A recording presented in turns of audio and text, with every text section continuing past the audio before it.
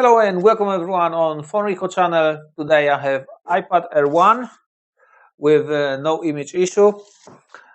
This iPad is from another shop and they said that's no image. They changed backlight filter, but it's still the same. So let's have a look and hopefully I'll be able to fix it.